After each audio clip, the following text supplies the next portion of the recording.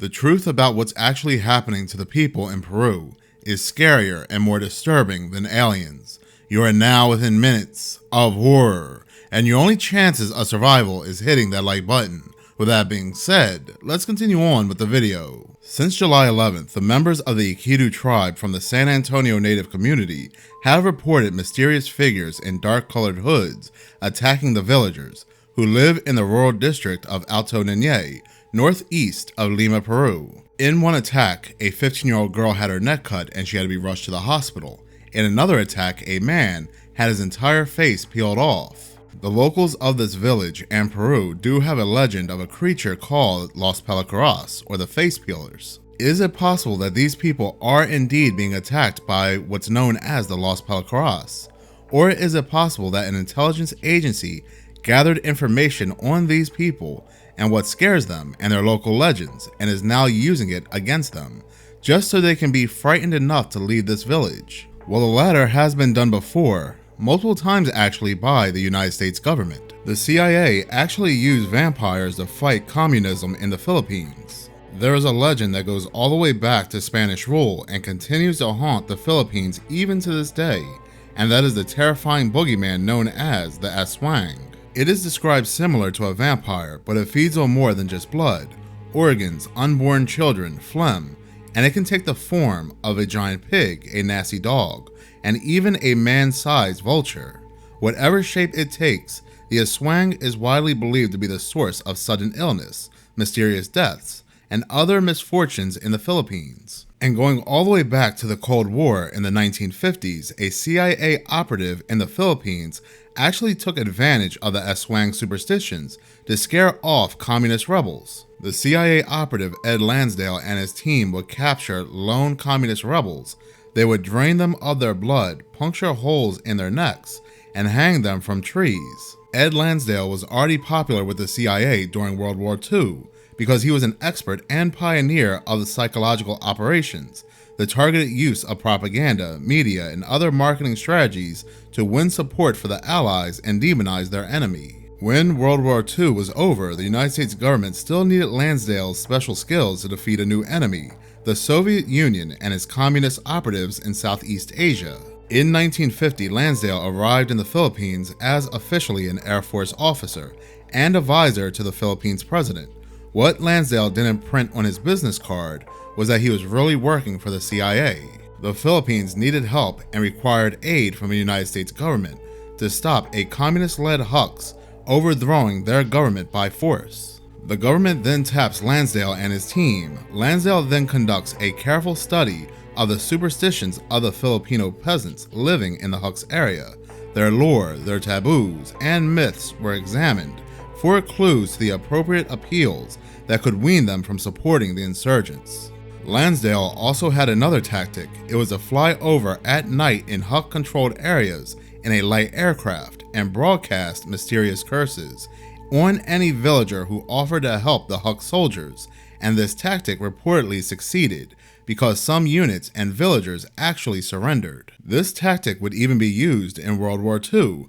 Lansdale bragged about an improvised bit of homemade voodoo he called the Eye of God, learning the names of individual German officers and announcing it on the battlefield over loudspeakers that they would be next to die if they didn't surrender. Lansdale would put a twist on this in the Philippines and would paint a cryptic symbol he called the Eye of God outside the homes of suspected rebel sympathizers. This psyop really stressed the rebels mentally, not with just the idea of curses, but the fact of seeing fellow rebel soldiers hung up on trees, drained of their blood, with vampire-like puncture marks on their neck, would eventually cause them to give up the fight, as they were losing the support they desperately needed. This same cyborg tactic would also be used in Vietnam under the operation called Wandering Soul. Now, the Vietnamese people are very superstitious and do have a fear of ghosts ingrained culturally from a belief of wandering souls in the event a deceased individual isn't properly appeased in burial. The United States government would actually try to use this superstitious belief to their advantage. The United States military would play recordings imitating deceased Viet Cong's ghostly wails, accompanied by haunting noises, as potent psychological warfare.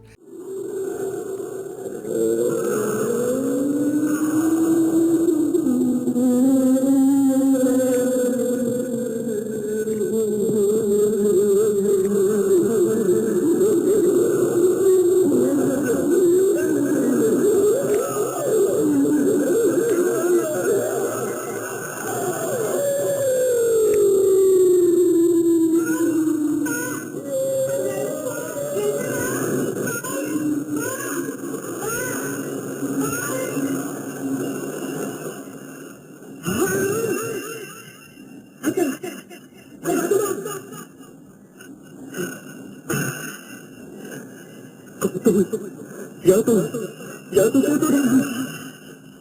Bà đang về với con đâu. Tôi đã về với mình đây. Nhưng tôi còn đâu mảnh hình hài nữa. Tôi đã chết rồi mà con đây ơi. Tôi hẳn không biết chừng nào. Các bạn của tôi ơi, tôi trở về để nói cho các bạn biết rằng tôi đã chết. Địa ngục, cái chết thật là oan uổng, thật là vô nghĩa.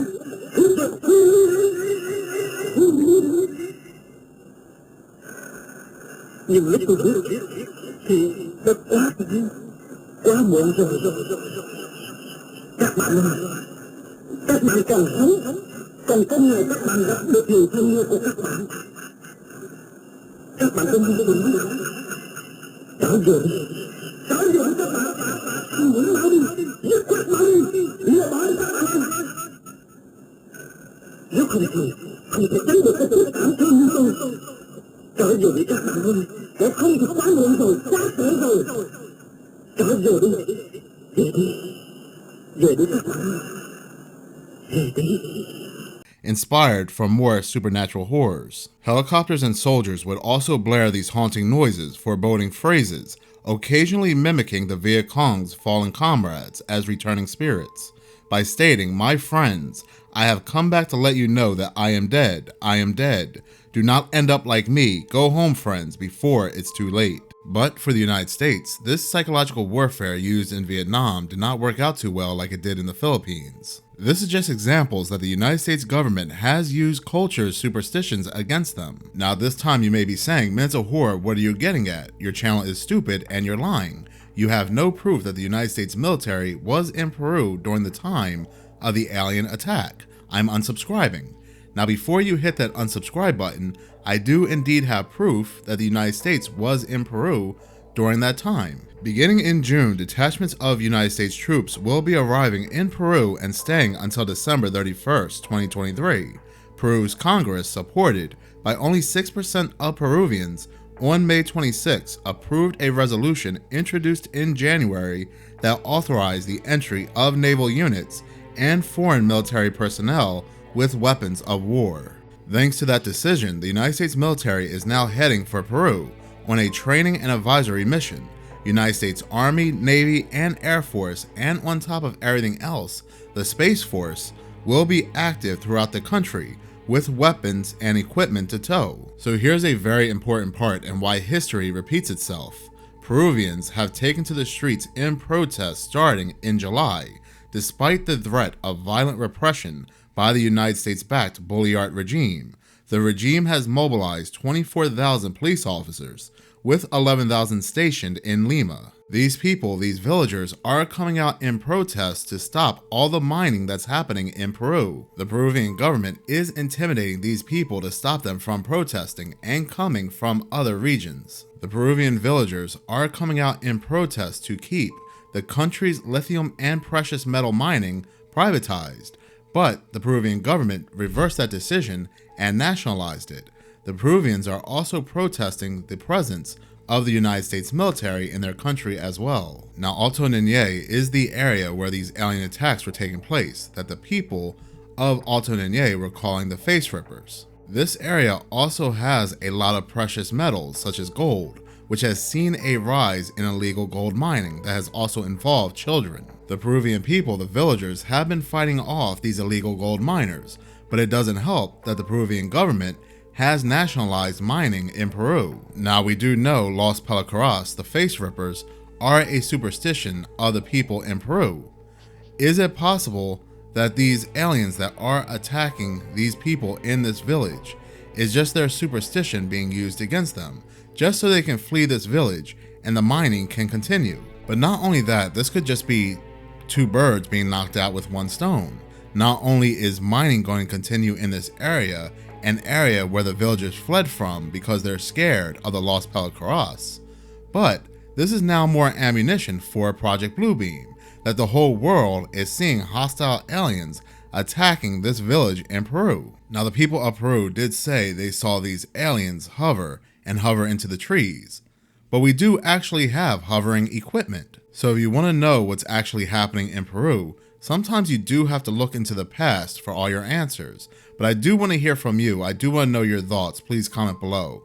Do you actually believe that 7-foot aliens are attacking these people in Peru? Or do you happen to believe the timing is just perfect? The United States military shows up, and now just a month later, they're being attacked by aliens. I do want to hear your thoughts. Please comment below.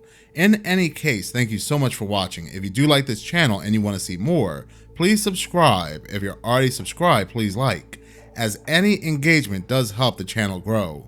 Once again, thank you so much for your support.